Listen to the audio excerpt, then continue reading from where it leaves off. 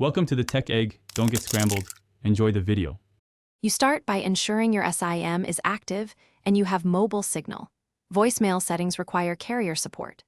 Open the phone app now and tap the three-dot menu or the gear icon to access settings.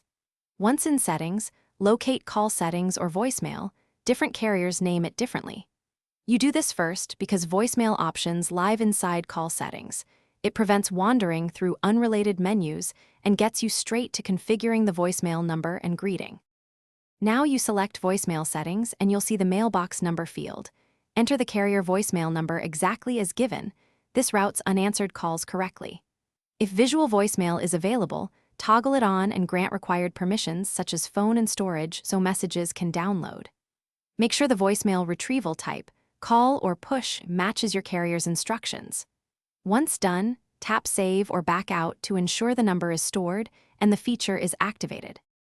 Finish by setting your greeting, tap Record Greeting in Voicemail settings, or call your voicemail and follow prompts to record.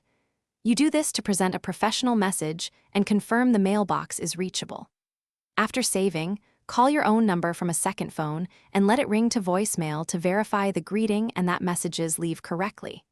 If it fails, restart your Redmi, re-enter the voicemail number, and check carrier provisioning. That single retry often resolves provisioning.